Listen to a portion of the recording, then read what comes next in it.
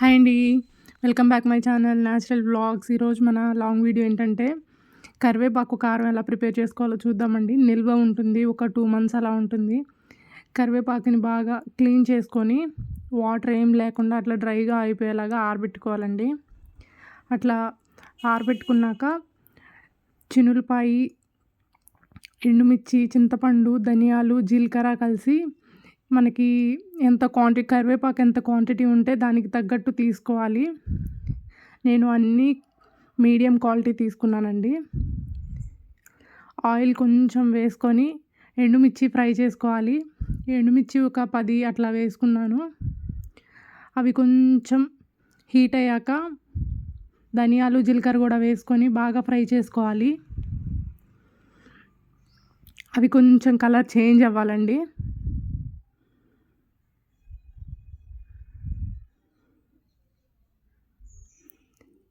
Slow ఫ్లేమ్లో పెట్టుకొని fry చేసుకోవాలి.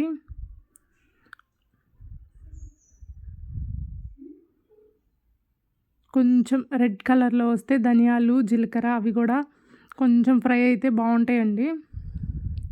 వీటికల్లా ఇవి ఫ్రై చేసుకుంటూనే బాగా టేస్ట్ వస్తుంది. చాలా టేస్టీగా ఉంటుందండి. దోశలో కానీ వేడి రైస్లో నెయ్యి వేసుకొని తింటే చాలా బాగుంటుందండి. ఆల్మోస్ట్ ఆల్ ఫ్రై అయిపోయినాయండి. వేరే ప్లేట్లో తీసేసుకుందాము. అదే ప్యాన్లో ఇంకా ఆయిల్ ఏం వేయలేదు, కరివేపాకు వేసుకొని ఆ కరివేపాకులో ఉండే పచ్చదనం మొత్తం పోయేలాగా ఫ్రై చేసుకోవాలి. అట్లా పచ్చదనం పోయి మనకి బాగా ఫ్రై అవుతుంది కదా, అట్లా ఫ్రై చేసుకోవాలి. కొంచెం హీట్ అయ్యాక చింతపండు కూడా వేసుకోవాలండి. చింతపండులో ఉండే నీరు మొత్తం డ్రై అయిపోతుంది ఆ హీట్కి. అట్లా స్లో ఫ్లేమ్లో పెట్టుకొని కరివేపాకు కూడా బాగా ఫ్రై చేసుకోవాలి. ఈ కారంలో ఏంటంటే మనం ఫ్రై చేసుకుంటంలోనే టేస్ట్ ఉంటుంది. బాగా హైలో పెట్టి ఫ్రై చేసుకోకూడదండి.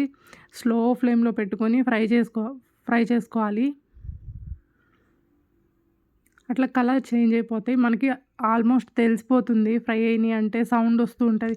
ఇప్పుడు మనకి ఆకులు కానీ ఏదన్నా ఎండిపోతే తెలుస్తుంది కదా, అట్లా ఫ్రై అవుతుంటే ఫ్రై అయ్యాక తెలుస్తుంది.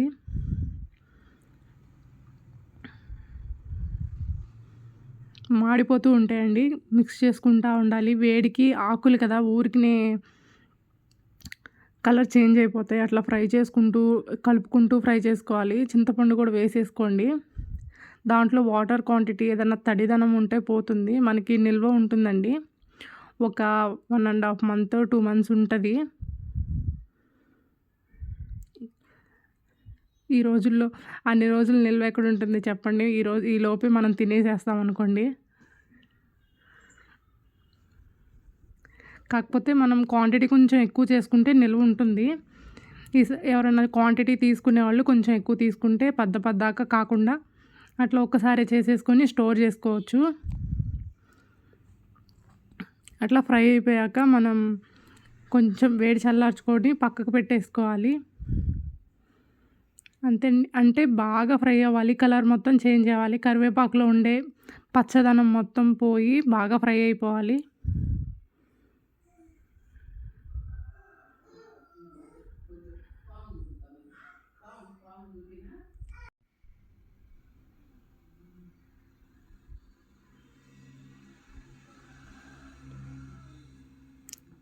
ఫ్రై అయిపోయిందండి. ఒక ప్లేట్లోకి తీసేసుకున్నాను.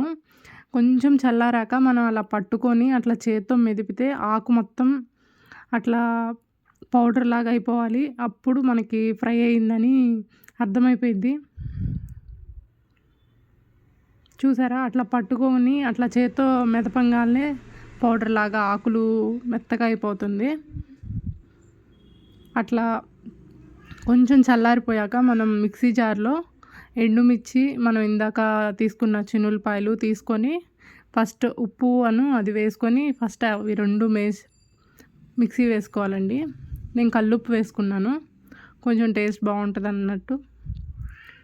చిన్నులపాయలు, మనం ఇందాక తీసుకున్న చిన్నులపాయలు మొత్తం వేసేసుకొని మిక్సీ పట్టేసుకోవాలి. ఉప్పు అది చూసి వేసుకోండి. అది మొత్తం వేసేసుకొని మిక్సీ పట్టేసుకోవాలండి ఫస్ట్. మిక్సీ పట్టేసుకున్నాక మనం ఇందాక ఫ్రై చేసుకున్న కరివేపాకు కూడా వేసుకొని ఫ్రై చేసుకున్న కరివేపాకు కూడా వేసేసుకొని కొంచెం కొంచెంగా వేసుకుంటూ కారం అంటే ఎండుమిర్చి మొత్తం కలిసేలాగా మిక్సీ వేసేసుకోవాలి.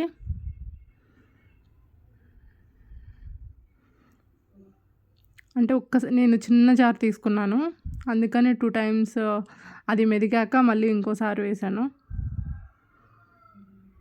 అట్లా ఫ్రై చేసుకున్న కరివేపాకు కూడా వేసేసుకొని మొత్తం మిక్సీ పట్టేసుకోవాలి. సాల్ట్ ఒక్కసారి చూసి అడ్జస్ట్ చేసుకోండి, సాల్ట్ ఒకసారి లాస్ట్లో. అంతేనండి, చూసారా మొత్తం మిక్స్ అయిపోయింది. అంతే, ఒక గిన్నెలోకి తీసేసుకున్నాను నేను. చాలా బాగుంటుంది, దోశలకైనా రైస్కైనా చాలా టేస్టీగా ఉంటుందండి. ఒక గాలి పోకుండా ఉండే దాంట్లో క్లోజ్ కంటైనర్లో పెట్టేసేసి మూత పెట్టుకొని ఉంచుకుంటే ఎన్ని రోజులైనా నిల్వ ఉంటుందండి. మనం వాటరు అయ్యేం పడలేదు కాబట్టి నిల్వ ఉంటుంది.